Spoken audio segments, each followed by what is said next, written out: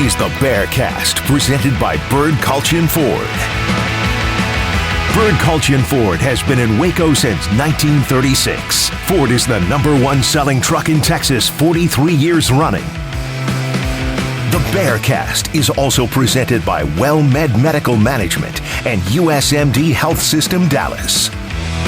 Here's Craig Smoke and Grayson Grundhafer. Hey, what's up, everybody? Craig Smoke, Grayson Grundhafer back once again with another edition of the Bearcast here on Sic'Em365.com, Sic'Em365 Radio. It's a brand new week, and now less than 2 weeks to go until the spring game in McLean Stadium that will bring football practices to a close. About 10 days to go, and less practices than that before football will shut it down and head straight into their offseason. We'll talk a little bit of football today and the rest of the spring sports as well. But I'm Craig Smoke, as mentioned, joined as always by Grayson Grundhafer. And Grayson, you can start feeling spring starting to slow down just a little bit, like with football coming to a close, and now you're starting to see like the other sports getting closer to the postseason. So we got to enjoy this while we can, because here in about 4 or 5 weeks, that's when the drought begins in terms of results. We'll still have news and stuff, but the spring drought or the spring schedule will come to an end. We've got a little bit more time, but we're approaching the summer pretty quickly. I know the quote-unquote dead period for us is coming up really soon, but hey, that's kind of the waves of this college football schedule, college schedule in general, really, but college football with the spring game coming up, that's an exciting time. So that's coming up soon. Baseball, softball trying to turn around, men's tennis, women's tennis looking really good. So there's some great things to talk about, but you're exactly right. We're getting very close to that summer period where we're going to be doing a lot of guessing instead of talking about actual results. No doubt. So we're going to start off with football. We'll get into a couple of other sports as well. WNBA draft was a success for the Baylor women, and they had 3 picks that we'll talk about here in just a little bit. But starting off with football, I was able to listen to Caleb Collins yesterday, and got to say, I think this is probably our first time talking to him. I didn't get to go to the media session because we were on the radio, but man, what a good dude to listen to, and really energetic and happy, and just seems thrilled to death to be in the position that he's in. And hearing him kind of go down that jack linebacker position. Garmin Randolph's hurt right now. That's kind of a recurring theme, unfortunately, but we know what he's capable of doing when he's healthy. And I think health's kind of like the big word, right? Because that position was a lot more dinged up than I remembered in listening back to him yesterday. But as dinged up as it was last year, short on bodies like the Tony Onyanwus and players like that, that's a group, man. If Garmin Randolph can stay healthy, I think can be pretty solid. And we don't even know how they're going to use Matt Jones in that regard once Josh White gets full clearance. So even without Matt Jones, I kind of like that group. Talking about the latest that we've heard, and if they throw him in the mix as well, it's got some pretty good depth to it. Yeah, I like the talent in the room as well. I mean, Jackie Marshall, Tony Onyanwu, they got some guys that I think people are really excited about. And I know Onyanwu was a guy who came into the spring last year and was considered a potential starter for them. And so now, he got hurt last year, didn't play. And so now it's just about, can he get that back? And then obviously Jackie Marshall, high ceiling there. I love Garmin Randolph. I think he's a special talent. If Matt Jones is there, you're exactly right. A lot of depth there. And I think Matt Jones just provides depth at every position, really, especially as they add Josh White, who I do believe will come in and be the starter. Matt Jones is still going to be very, very important for this defense as a depth guy, and then also a guy who can come off the edge and create havoc in the backfield. And I mentioned in an article, I don't know if it's out yet or not, but the quote of the spring goes to Caleb Collins talking about Jackie Marshall, explosive as can be. He's like a freaking rolling ball of butcher knives. That was a pretty good quote. That was a pretty good quote. I don't think Aranda said anything like that, nor any of the other assistant coaches, but I haven't been able to listen to every single second. But that was our latest media session, and Garmin Randolph should be back and healthy towards the end of next week-ish or so, but, they're obviously not going to do a lot with him because that's also the spring game, so not a whole lot of time to do much there. But that was our latest media session. Spring ball continues on, and Grayson, so does recruiting, as they were able to pick up a new addition for the class this past week and go on the tight end route once again. I mean, they're going to have a 20-man recruiting class, and 10 of them are going to be tight ends. But that's okay, because if you know how to use tight ends, as Jeff Grimes knows how to use tight ends, then I think that's going to work out pretty well for you. But Matthew Klopfenstein, or Klopfenstein, you told me last time, and I can't remember. Stein, yeah. Okay. I'll get that right from here on out. But Matthew Klopfenstein, the latest commit for the Baylor 2023 class. Scottsdale, Arizona is where he hails from. So going out of state for this one, joins Hawkins Poly as far as tight end commits in this class. And, of course, they brought in a few guys last year that are already on campus, like, Kelsey Johnson, among others. But Matthew Klopfenstein, your thoughts on the pickup and now 9 commits for this 2023 class? Yeah, it's really interesting. The tight end position is a position that I've been talking about for a while now, that they simply wanted to take at least 2 tight ends in this class. And that comes after taking potentially 3 tight ends in the last class, with Kelsey Johnson and Cody Mladinka enrolling early, and then Kyton Roberts-Day is still a guy who's projected to be a tight end, at least to start his career, who will be enrolling in the summer. So moving on to this class, you mentioned they have Hawkins Poly committed. Matthew Klopfenstein, he visited March 24th, and coming off of that visit, I talked to him, and the guy just loved everything he saw at Baylor. He even told me after that visit, he said, "Baylor's where I want to be." I mean, it literally was like he had already made his decision. He committed to taking a visit to UCLA on April 5th, so he went and took that visit. I think he enjoyed it, but I think his mind had already been pretty much made up that Baylor was the right fit for him.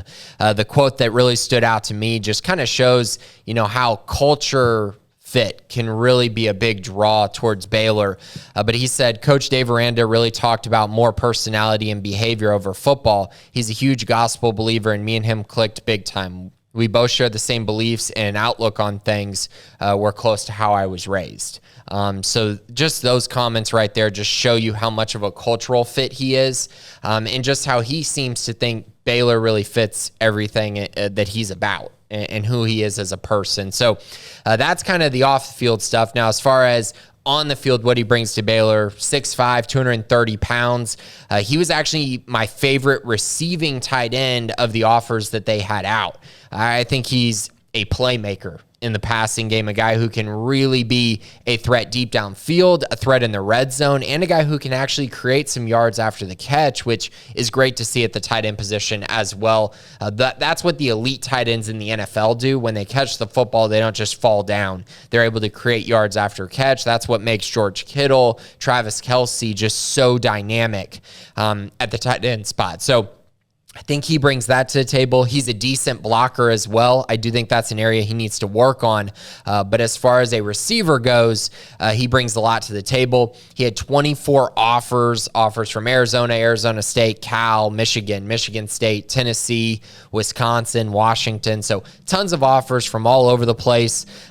He's a great player, a really good player. He had 43 receptions for 562 yards and 10 touchdowns as a junior. So clearly he brings production to the table, a guy who's a high-end prospect as well. He's a 4-star in my eyes, a low 4-star. So brings a lot of talent to this Baylor tight end room, and great job by Jeff Grimes and the entire staff for really making a kid out of Arizona feel really welcome at Baylor. And for them to go out of state and continue to have success on the recruiting trail out of state is really, really impressive.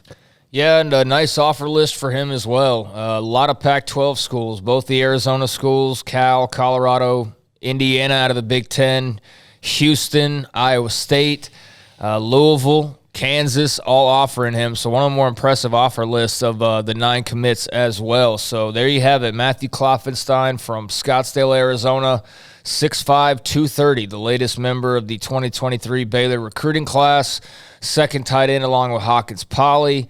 And we'll see how they continue to round that out.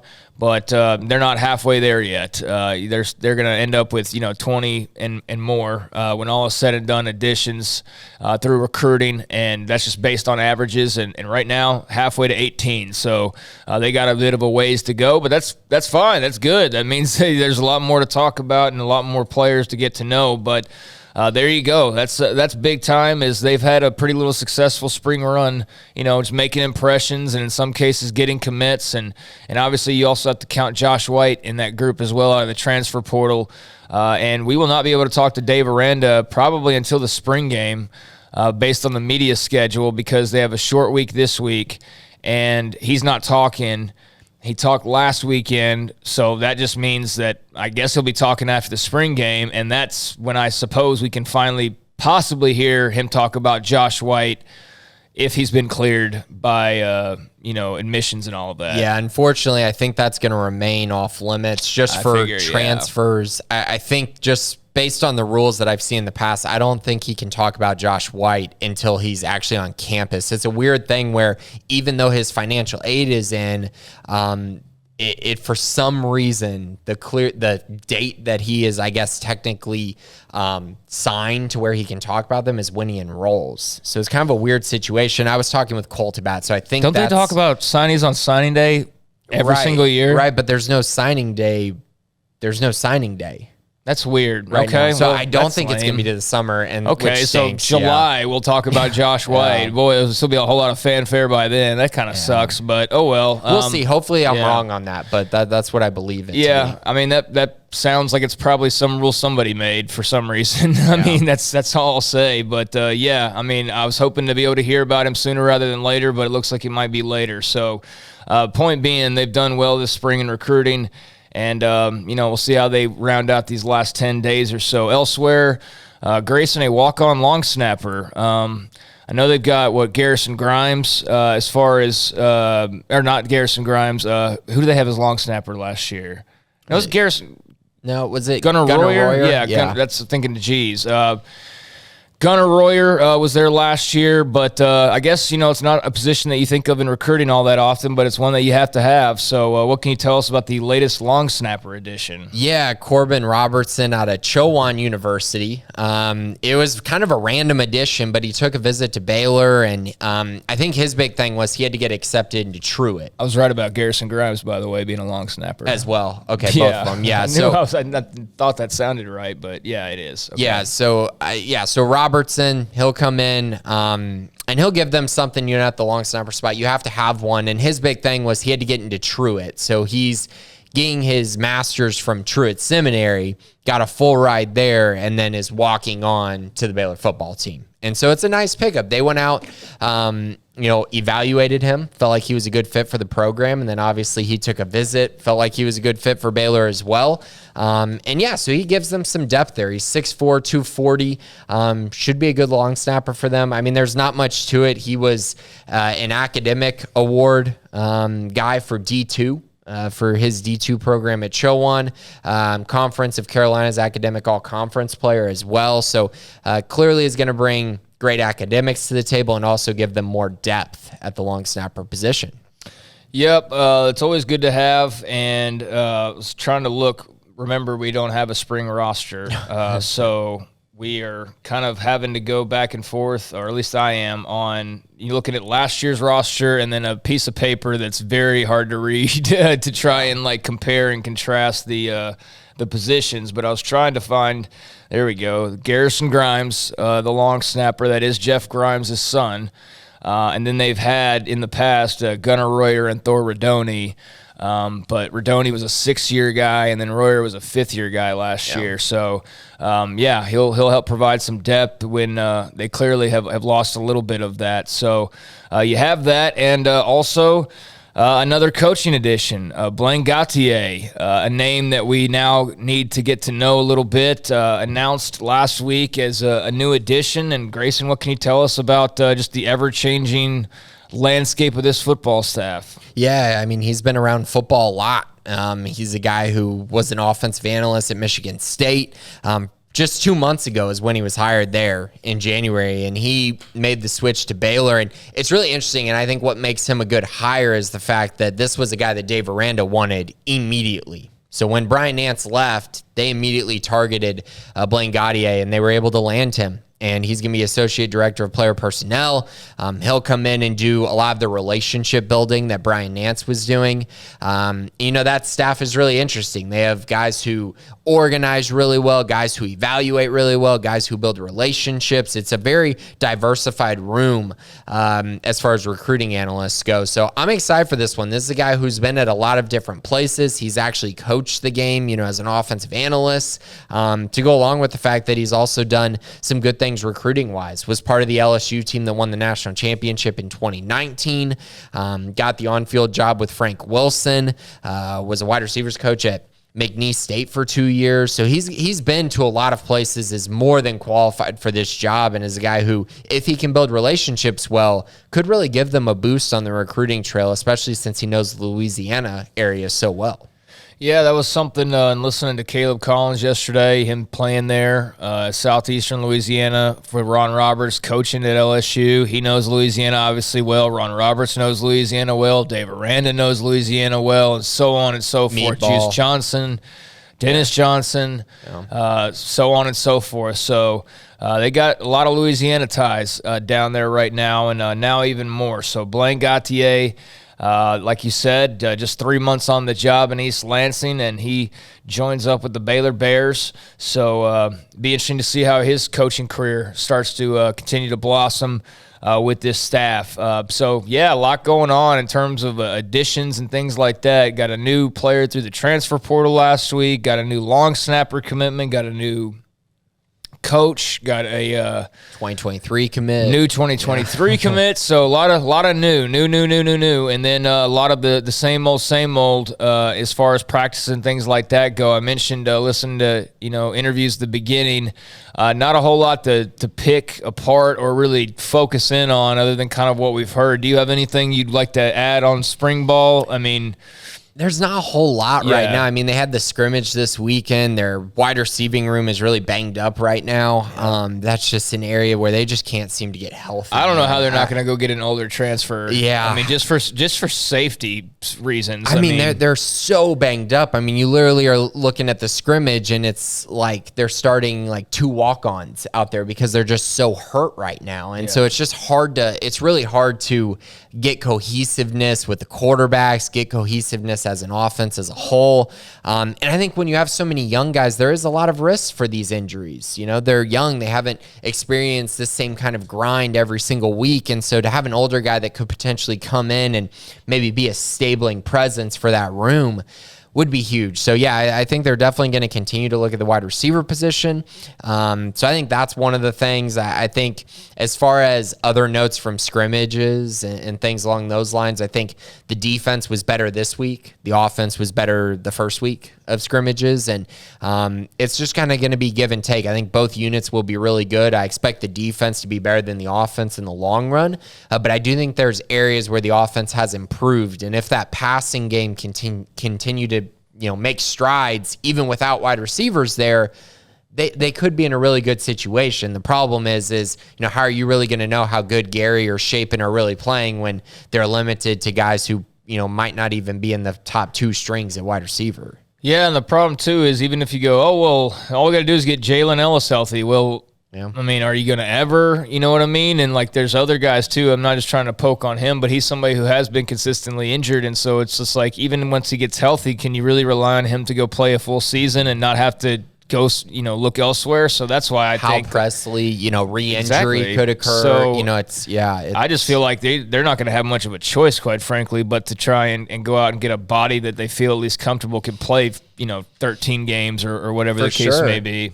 So we'll see on that front. But it was interesting too, before like really diving into the wide receiver injuries, which I had picked up on the week before when we first learned about where we got confirmation on Presley, and you could kind of see like there's 3 or 4 guys in that huddle that all have red jerseys on, Presley being one of them. But, Aranda in his Saturday session, I mean, he called out the passing game. He didn't call him out. I think that was all very intentional, was for him to mention that because he does want it to improve. But, yeah, you can't help but think that some of that's affected by the fact that they don't have any consistent receivers. So, we'll see how that plays out, and maybe that's something we talk to Aranda about next weekend when we get one of our final opportunities to talk to him, kind of depending on who we see out there, especially if it's a mash unit, then we're going to have to get some kind of an answer from him on their plans there. But trying to think if there's anything else. It seemed like it was a good scrimmage. Jackson players still doing really well, apparently, switching in and out with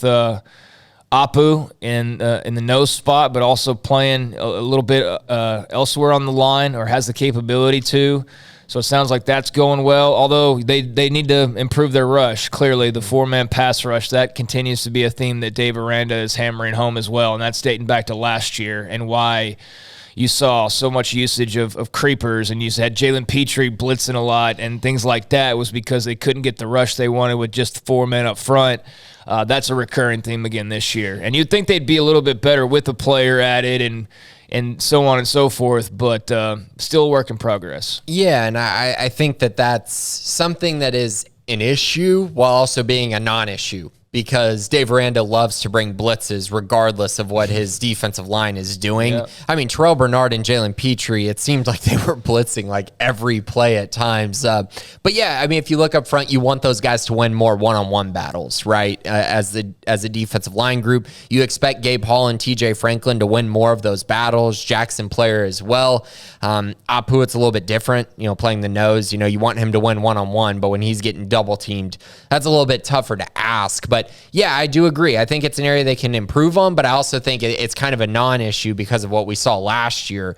They are still going to bring blitzes. They're still going to be creative in that regard. One thing I did want to kind of bring up, because it's something that I've picked up on, and he's a guy that I've talked about quite a bit, but it seems like at this moment in spring, Devin Lemire has really risen up the depth chart as far as the field safety position goes. Christian Morgan, Devin Neal, probably going to be fixtures at the star and boundary safety positions, with Lorando Johnson kind of being that guy that comes in at the star as well as kind of their next man off the bench. But at field, they've been really looking for a guy to step up and take control of the position. And it seems like at this moment, Devin Lemire has had the biggest impact. And so we'll see how things progress. There's still a lot of time left in spring ball. And so we'll see who ends up getting the start on the spring ball game. But right now, I think Devin Lemire is probably the favorite right now at field safety. Yeah, and then speaking of starting the spring, Tony Nyanwu, the favorite to start at the jack spot because of Garmin Randolph being injured. That's what Colin said yesterday. So you think that's Randolph's spot when he comes back from a fractured hand. But for now, at least. Or Matt Jones' spot whenever he is back and Josh White is there. That's the other intriguing part. That's a chapter 2 to kind of see, because Josh White's not here right now. Mm-hmm. But yeah, once that'll be a summer thing. But at least for spring ball, it would appear that Tony and Jan will probably start at jack. But of course they'll have perhaps 2 different defenses because of the format, which we don't know yet. So we'll have to wait and see what that looks like. But yeah, starting to kind of get a picture of who's doing well, and we'll definitely have a clearer one of kind of who's being looked at for the most part when the spring game hits, and we kind of see starting lineups, so to speak, and things like that. Yeah. Also, I just wanted to clear one thing, that Josh Fleeks has been having to play some wide receiver, and I don't want to say that it's because they're going to move him back to receiver, but I think they need him at wide receiver right now because of how banged up they are. So he's had to kind of fluctuate between both positions. I still anticipate him to play primarily running back in the fall. We'll see what happens as time progresses, but right now he's having to play both because that's just how banged up they are at wide receiver. I mean, literally, I think they're missing 5 wide receivers right now in that group. Well, elsewhere, a lot cheerier news. Well, not that was all bad news. Just, injuries going to happen in spring ball, going to happen in the offseason. But in other less injury news, Baylor women's basketball WNBA draft was on Monday night, and they ended up with 3 selections in this year's edition. The number 2 overall pick Nalissa Smith goes to the Indiana Fever. Also, Jordan Lewis would end up joining her a little bit later on, also as a selection of the Indiana Fever. So 2 top 10 picks for the Baylor women, number 2 and number 10. And also had a third, the Connecticut Sun, 24th overall pick, taking Queen Egbo. And that would end up being the only 3 Big 12 players selected, all 3 from Baylor. Of course, some of the better players like Iowa State was Ashley Jones. She elected to come back, and there's Rory Harmon at Texas, but she's only like a freshman, and those are kind of some of the names that come to mind. But regardless of whatever pool was out there, the 3 Big 12 picks are all Baylor basketball players, and this now, by my count, gives the program 10 active players in the WNBA. But number 2, number 10, and number 24 for Nikki Collin and company. Yeah, weird to see them on the same team, right? With the Indiana Fever, with Nalissa and Queen Egbo at pick 2 and 10. So 2 top 10 picks for the Baylor women's program. That's really exciting to see, and both deserved it. I know there was talk about Nalissa potentially going number 1 overall, but just happy she went inside the top 2. She had a great year. It didn't end the way that she wanted it to. Really just one of those tough performances to end a career. As far as Queen Egbo goes, it's really interesting to see them going to the same place together, because they played some together at Baylor, but honestly, a lot of their best lineups were not necessarily with both of them on the court at the same time. So I'm curious how the Fever go about kind of constructing an offense and a defense that really favors those 2 strengths. And then, of course, Jordan Lewis going to the Sun. Good for her getting drafted. It gives her an opportunity to maybe find a role in the WNBA as well. So I think this is a very positive day for the women's basketball program. Nikki Collin has to be really, really excited about it. And now I'm just excited about the future and to see what kind of transfer additions they go out and add, and then also how they do in recruiting, because they need to continue to get better and better on that end as well. Yeah, they're actually using the grad transfer pool. I already have a graphic out of 4 straight grad transfers have been drafted to the WNBA with Chloe Jackson, Taya Cooper, Dejanay Carrington, and Jordan Lewis. So going out there looking for those grad transfers, I think that's definitely to be expected. We're going to have to recruit high school as well and continue doing that. So recruiting will be a massive part of what they do this offseason. I mean, I think that's going to set the table for everything else. But congratulations to all 3. It's a big deal. And, depending on if Jalen Petrie can sneak into the first round of the NFL draft here in, about 2 weeks, they could end up, if he's able to do that. And that's not a guarantee by any means, and probably a long shot, quite frankly. But if somehow it happens, and crazier things have happened, what was it, like the Seahawks drafting Rashad Penny randomly one year? Dumb stuff happens sometimes in the late first round, and that wouldn't be dumb drafting Jalen Petrie.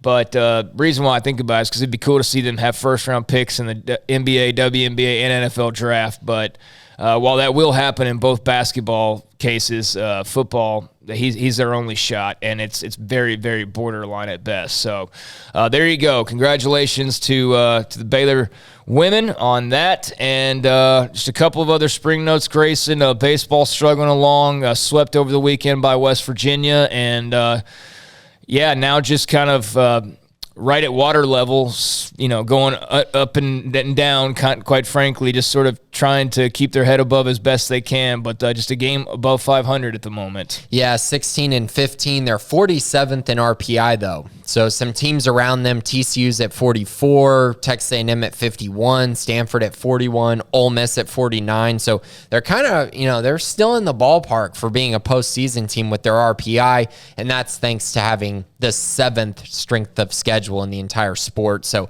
they've been tested for sure. The problem is they've been really bad when they've been tested, as they're just 5 and 12 against teams inside the top 50. That's the bad news. They've just lost so many close games, and how different would the season be if not for the 4 big games that they lost, frankly, all due to their bullpen. And when you lose 4 games like that, this season would look totally different. They could be 20-11 very easily and really be on a path towards having a really good season. This was a tough weekend against West Virginia. One of those bullpen slip-ups happened this weekend. They were up 6-4 going into the bottom of the 8th. They lost 6-7. So once again, another bullpen blown opportunity there as well. But the good news is their schedule is still tough while also manageable going forward. They have, series against Kansas and Kansas State in which they should be able to win those series pretty easily. In my mind, some midweek games that should be very winnable as well to kind of boost up the resume. And then opportunities. And that's the key word, opportunities. They got Texas Tech, and then also Oklahoma State also on their schedule. They're going to have to find a way to win at least one of those series while also winning the Kansas and Kansas State series if they want any hope at making the postseason. The number that I'm looking at is I think they need to go 11-13 in the Big 12 while also having a lot of success in the midweek if they want to still make a run. But I'll tell you right now, if they're able to do that, I think their RPI will probably move inside the top 35, which gives them a great shot at making the postseason still, which honestly, the way the season has gone would be pretty remarkable. Yes, it would. So there's Baylor baseball. Elsewhere, you've got in other spring sports, men's and women's tennis coming off of pretty successful weeks and weekends for that matter. Yeah, for sure. Women's tennis is 9-2 in their last 11. They have Texas on Saturday before the Big 12 tournament starts on April 21st. So they're on a roll right now. They're ranked inside the top 20. They're having just a great kind of close to their season. So excited to see that, excited to see them turn around, see if they can close out strong throughout Big 12 play. Men's tennis is still inside the top 5. They smashed Oklahoma and Oklahoma State over the weekend. They got Texas Tech up, which should be an easy win as they gear up for the Big 12 Tournament Championship, which starts April 22nd. So both programs trending in the right direction. Men's tennis is really fighting to give themselves an easier path in the tournament. And I'm excited to see how they close out. I think if they're able to win out from here on out, they could get inside the top 2, which would be really nice for their seeding in the tournament. Yep, so things going pretty well. I mean, outside of baseball struggles, you had softball winning a majority of their games last week, and A&T winning, and track doing pretty well, winning some goals and setting some meet records. So pretty solid spring for the most part. Just really slight blip on the radar this past weekend with that West Virginia series and that going kind of haywire. But other than that, pretty good all the way around. So we'll see. As you mentioned, they've got some opportunities, but you also mentioned that closing stretch of Big 12 teams they haven't faced yet, and that could be opportunities. That could just as easily be 0-9. So, it's going to be up to them to see how they want to kind of finish out this closing stretch of the season. But if they could close some games, that would certainly go a long way towards their efforts. All right, time for the mailbag, and Scotty B in there as always. I was curious on the Baylor football offer, DJ Coleman from Jacksonville State at defensive end. What is the update on him? Yeah, I don't really have much of an update on him, but what I will say, though, is that Baylor doesn't seem like they've been really pursuing him aggressively, just based on how quickly these transfer portal things typically happen and how they unfold. It just doesn't seem like they've made him a priority since offering him. So that's kind of where I'm at now. I wouldn't expect Baylor to end up landing him, but they still do have that offer out. So we'll see what happens. Anything can happen in recruiting, but right now I would say they're probably off of him. In terms of a new Big 12 commissioner or for the future Big 12, do you prefer a younger person for the role who stays a long time, like a decade or longer, or someone older who stays less than 7 years? It's like the would you rather fight one giant horse or 100 or whatever you know what I'm talking about? For me, I don't really care about the age. I mean, and I don't think that just because somebody's a bit older, you can just cap them at like 7-year stint either. I mean, I think there's, a 62-year-old who could end up doing it till they're 82 and be just fine and adequate at it. And I think there's a younger person that, in theory, you go do it for 3 decades. They could also be not very good at it and last, 5 years. So, I'm not too worried about the age thing. I do think you probably need to find a happy medium. You don't want somebody super young. You don't want somebody super old, but, somebody in their 50s or, somewhere 40s, whatever, I think would be about right for new Big 12 commissioner, but probably leaning towards the older end of that, I would think, just be seniority and whatnot. Yeah, somewhat older. I think right around 40 or 50. So not too old, but because I do think you need a fresh perspective on this hire, because they need someone that can come in and really try to help the Big 12 move into the future. You know, there's a lot of concerns about the Big 12, a lot of questions going forward about the Big 12. So they need a true leader who can come in and really handle any circumstances thrown their way. And so you definitely need someone who has some experience, but I do want someone that has a fresh perspective on kind of what's happening with the ever-changing college football and college sports landscape with NIL and the transfer portal and all these different things. And also with these new people coming into the Big 12, new schools that is, they got to be able to make sure that this becomes a really cohesive unit that is strong together. Because obviously over the past year and a half, this has not been a conference that really is all completely together and completely all in. Yeah, well, once two people leave, it'll be a lot better in that regard, although I still would expect some backstabbing and things like that. Just, you know, it's going to still be venomous to a certain extent because people are going to look out for their best interests, but it'll be a lot less venomous with those two not in the mix. And it'll be a lot less earning power as well. But that's what they need, somebody to come in and analyze and figure out how to offset as best as they can. So, yeah, you're going to have to find a creative mind. Scotty says, anyways, I want to give a shout-out to Baylor men's tennis player Sven Law, who became the 4th player in history to get at least 100 singles wins and 100 doubles wins in a Baylor career. That's super impressive. That's really cool. Sven's been here for a long time, so I'm excited for him. He's had a really nice year, and he's going to be a huge factor if this team is going to end up, getting back to a championship and winning a championship because of his role on the doubles line and the singles line. He's a very important part of this team. Ashley Hodge, of all the mediocre football coaches Texas has had in the last 30-plus years, ranked these in order of mediocrity, with number 1 being the most mediocre. And lists David McWilliams, John Mackovic, Charlie Strong, Tom Herman, and Steve Sarkisian. And, going through McWilliams, 87 and 91, 5 games above 500 in the conference. Mackovic, 92 and 97. 13 games above 500 in the conference. Strong, 2 games under overall and 5 games under in the Big 12. Herman, 3 games under overall, and then actually would that Big 12 number be first? Wait. And I think that's the years they were there. Oh, okay. Yeah, no. Okay. Hard to tell. McWilliams was there, 87-91 was 5 games under. Mackovic, 92-97 was 41-28-2. Charlie Strong was there for 3 years, 16-21. Tom Herman there for 4 years was 32-18, and Steve Sarkisian last year 5-7. Yeah, that makes a lot more sense. Thank you. You want to rank that mediocrity? Yeah, I actually think Sarkisian is going to be number 1. I know that's more projection than most anything mediocre. Else. Well, I mean, I guess that would mean best, right? Because he's saying number 1 being the most mediocre, so number 5 being the worst.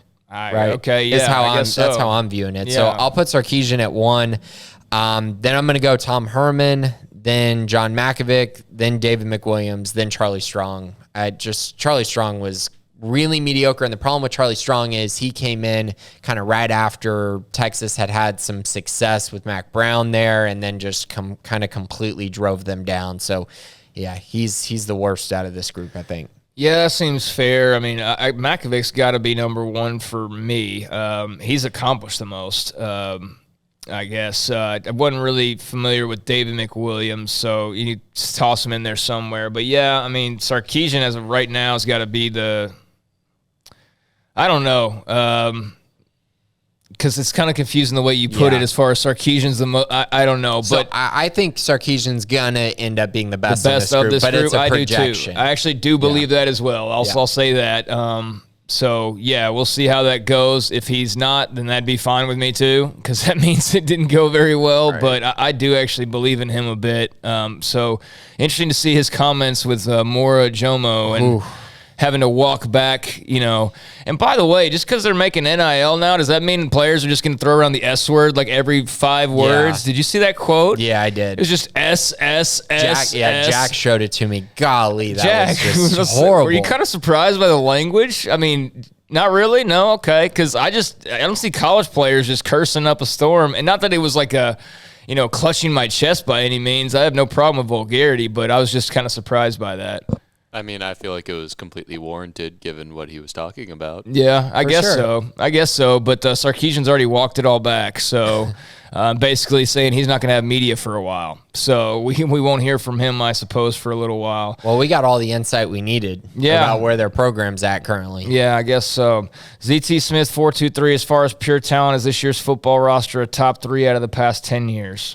I think so. I firmly believe that, and mainly because I do believe football teams are built up front, and this is, in my mind, one of, if not the best defensive line, offensive line combos Baylor's had pretty much ever. I mean, they are really loaded on both sides, and so, yeah, I think they're in the top 3. Yeah, I have to sit down and really think about that because I think that's some of that offensive talent that they had, and that alone is, pretty special, but even their defensive talent probably a bit underrated because it wasn't like dudes like Ahmad Dixon and Sean Oakman and all them were just like, average players that got shined up real good. I mean, they played well. So the only problem is quarterback for me because we know how valuable that position is, and I'm not sure Gary really stacks up to some of the better quarterbacks. Oh, he absolutely is not right now. Yeah. No, I mean, I'm not. And any quarterback on this roster does not stack up to what they had back then. Well, the most talented to me is still 2015, even though they didn't win anything. That team was, extremely talented in my mind. Had they not gotten hurt with Seth Russell, that's probably the most talented. And then you look at 13 and 14, and does this Baylor team stack up? I think they're right around that. I don't think it has as many names, but it might have as much, or close to the amount of talent. I think a lot of it's just young and unproven right now. We don't know yet. Like, is Tony Nyanwu a really good player? We think so, but we have no idea. Jackie Marshall sounds nice, but we've seen nothing. So, like, if those guys all turn out to be the way they've been talked about, then this probably is the most talented team because you're looking at being like 5 deep at Jack. You know what I mean? But we don't know though. There's question marks now. There's draft picks on this team. Oh no, there's more big. NFL guys on this team than there's been in a long time. Yeah, for sure. And like actual dudes who could stick in the league and all of that. I do think there's probably more of those right now than there has been. And that's a combination of like just all of the coaches that have been here the last several years, just recruiting their various ways, and it just ended up with a lot of talent. Doc Crowell, could Squirrel make a move to the slot if he gets buried on the depth chart, or does he not have the hands for it? Ooh, I think that's too hard to tell for me, but I do think he could get used in a slot role, but probably more as a runner. I mean, I've seen him catch the football some, but I don't really know what that looks like actually on a football field when he's having to run routes and things like that. I'm not sure. I haven't gotten to see a ton of that, but I do think he could be used as a runner out of the slot or a guy with a short completion screen game type thing as well. But I think he'll end up getting some carries out of the backfield. Yeah, I do too. I don't think you want to. You got to be careful setting him up to get popped coming across the middle or something like that. But getting it to him in a quick like end around or something like, or just a short little pass and go, then I could see that.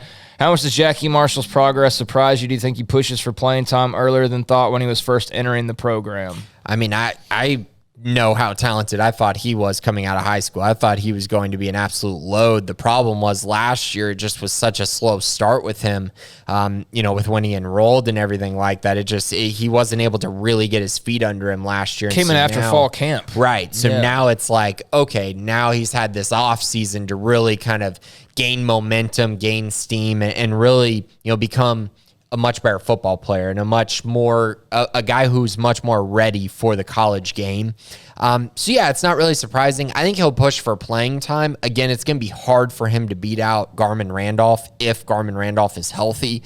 I think Garmin is just extremely talented. I think Jackie is too, but Garmin is talented while also being a veteran now on this team. So along with Matt Jones. So I do think Jackie will play, but I'm not sure that he's going to push for being the starter this year. I think it'll be hard with who they have in place to be named the starter, but Garmin Randolph also missed 4 or 5 games last year, I believe. So he's kind of on and off that health. Matt Jones bubble. Has been hurt quite a bit. Yeah, I mean, I haven't even seen Matt Jones yet. Like, I mean, when I've been at practice, I've either forgotten or he's been injured. So. Oh yeah, no, he's been hurt since pro day when he was out with the cast on his foot. So I mean, there's a lot of playing time there right now. But I mean, if all was equal, he's probably not. He's not going to be a starter, but he'll see some playing time. And the big thing for him is what Colin said, was just continuing to learn and not just playing just natural ability, but playing with that natural ability and then knowing what you're doing throughout, not just your job, but everybody else's. And the more he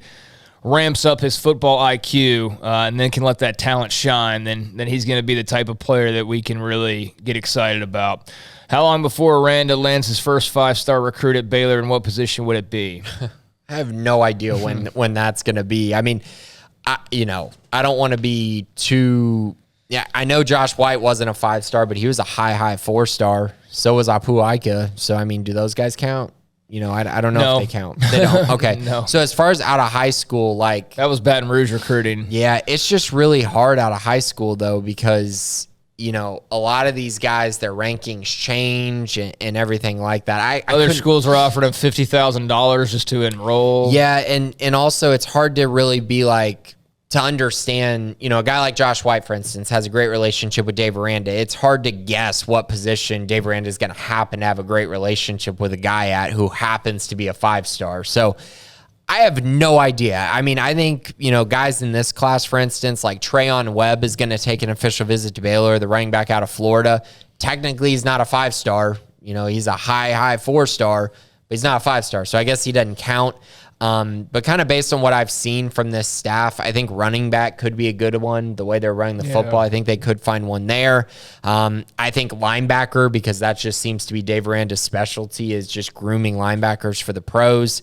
And then maybe a safety, because he's also had a lot of success there. So I guess I'd go with one of those positions, but right now I'm not really sure who that would be, who the first one would be at this time.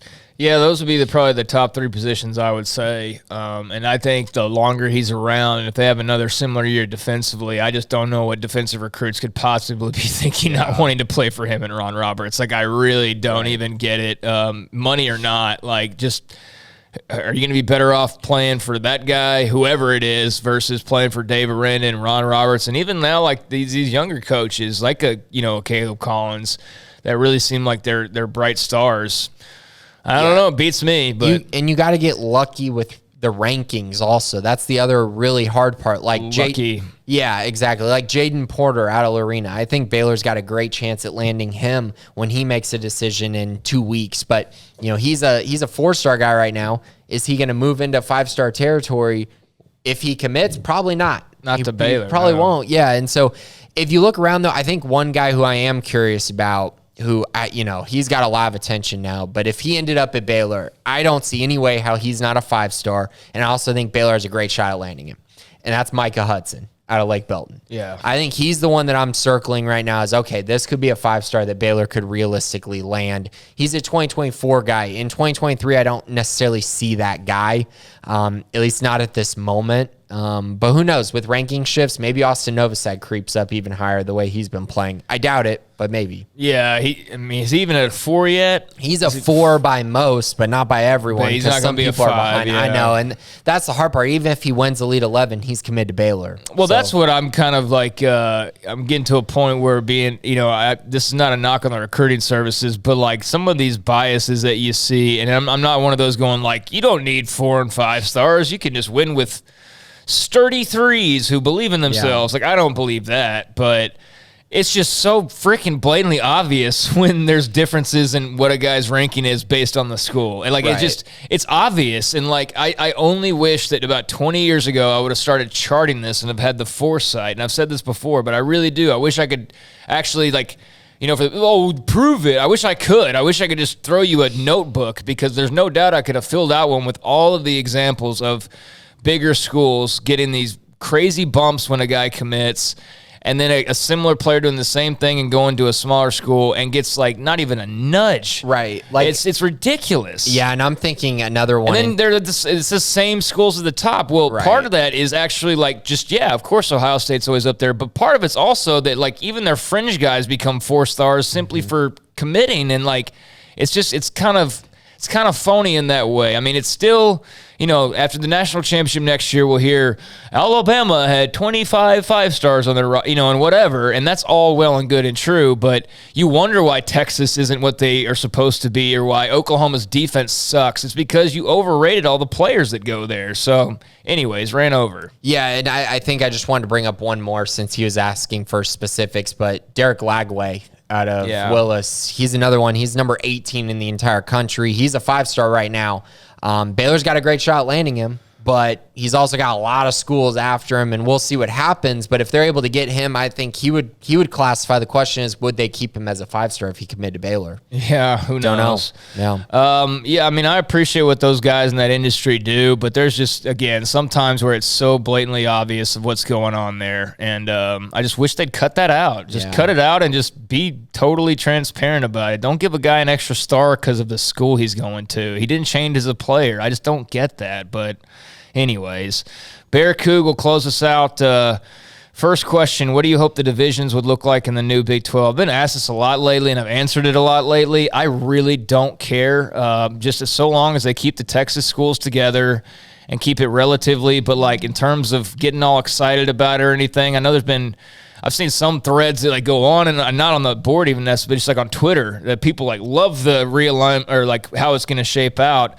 I just would be fine with like an East-West thing, but however you got to carve it up to where, Baylor's with TCU and they're with Houston, the Texas schools are together. Beyond that, Cincinnati and West Virginia and UCF all need to be in the same area.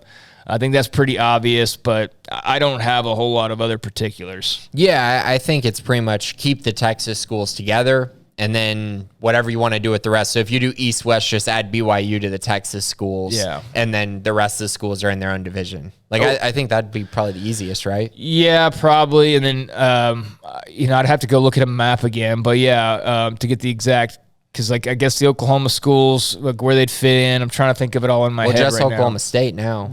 Yeah, that's right. Yeah. Duh. So you just have Oklahoma State. So you could add Oklahoma State to that Texas school list with BYU, and then everyone else is in the other division. I think that's the simplest way to do it. That's probably the simplest way, just kind of like a diagonal almost-ish line through the country would probably be the best way. But yeah, Bear Coug, I mean, it's an interesting question. Again, I've seen a lot of scuttlebutt, like in our show, in our chat room and stuff, people talking about that. So a lot of ideas out there, but there's really only so many ways you can do it. It's pretty much go vertically or diagonally and keep the Texas schools together or not. Like, that's the decisions, but hopefully we do hear something on that relatively soon. I think Mac Rhodes has kind of hinted that that's getting closer to being something that they announced pretty quickly, so we'll have our answer. Second, will we take a wide receiver as only 1 year of eligibility remaining if they fit the system and culture? I guess this would be similar to what we did with Estrada. I asked this as there's few guys entering the portal like this, such as Caleb Chapman out of A&M. Maybe a solid guy with 1 year left will give us production and buy us some time for the newbies to get their feet wet. I mean, I think the wide receiver position is a position that they need to address. The problem is Caleb Chapman has been injured a lot of his career at Texas A&M, and that's kind of a red flag for me because they don't need more guys who continue to get hurt. They really need a stabling presence. Now, I think he's a very good player, and he kind of is something that they don't have. He's 6'5". When he's been on the field, he's been highly productive. And so maybe that's kind of the area you look at. But also you got to think of it like this. He's played in 11 games in 3 years at Texas A&M. He played in 6 games last year. He only had 13 catches. He has 28 career catches. So you would really need him to turn a corner at Baylor and really turn into a full-blown alpha at the wide receiver position while also staying healthy. And so while I like his game, everything I've seen from him, I've been very impressed when he's on the field. I am just concerned about the injuries, and I'm concerned about the lack of production, and I'm just wondering if there might not be a better option out there later on as the cycle continues. But right now, at this very moment, they have to add a wide receiver. So if he's the best available in the staff's eyes, then they probably need to go out and try to find a way to land a guy like that. Yeah, I'm too a little bit concerned about the injury history, just the fact that he played in more games as a sophomore than he's played in his last 2 years total. So that's kind of how it's been for him.